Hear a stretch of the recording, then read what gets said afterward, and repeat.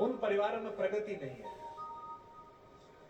This is my life कहने वाले जो लोग हैं ना, जो छोटे बच्चे हैं, उनको ये जानना चाहिए कि अनुभव के सम्मान से ही बहुत चीजें आती है। अनुभव से ही, अगर सारे वानर युवा होते और एक जामवंत ना होता तो राम सीता तक पहुंच जाते। सब तो समुद्र के किनारे खड़े हो गए, सोच रहे थे यार मैं 40 किलोमीटर जा सकता हूं, मैं 5 किलोमीटर जा सकता हूं, कूद चेक कर रहे थे। जामवंत थे, उन्हें पता था कि ये हनुमान जा सकता है, लेकिन ये भूल गया है, इसको शाप मिला है। लेकिन कोई याद दिलाएगा तो याद आ जाएगा। तो हनुमान के कंधे पर हाथ रखकर बुजुर्ग जामवंत ने क्या कहा? का चुप साध रहे बलवाना, तू क्यों चुप बैठा हुआ है, तू तो पार कर ही सकता है। और हनुमान ने मार दी उछाल और चले गए परली पार।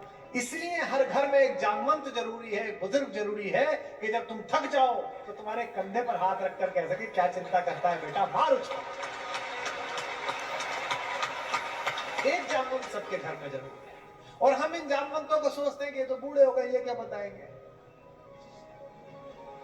मेरे पिता 86 वर्ष के हैं, वो फोन करते हैं तो मैं बिल्कुल एकदम सतर्क होकर उनसे बात करता हूं।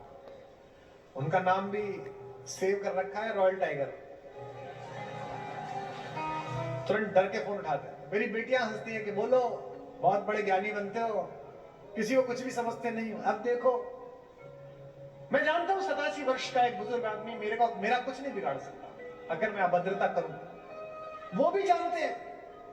लेकिन मैं उनके आदर के अतिरिक्त मेरा लोभ ये भी है कि मेरी बेटियां ये सीख जाएं, ताकि मैं जब 87 वर्ष का हूं तो मेरी बात को वो गंभीरता से सुने कि बाप का फोन आया। यदि चाहते हो कि तुम्हारा बेटा तुम्हारा आदर करे तो अपने पिता का आदर करना शुरू कर दो। यदि चाहते हो कि तुम्हारे बेटियां दूसरे घरों में जो गई हैं उनको स्नेह मिले तो अपनी बहुओं को स्नेह देना शुरू कर दो। यह संभव नहीं है कि तुम दूसरे की बेटी को स्नेह नहीं दोगे और अपनी बेटी के लिए स्नेह का मांग करोगे। यह सब वाइस वर्षा है, यह भी ईश्वर ने तय किया है।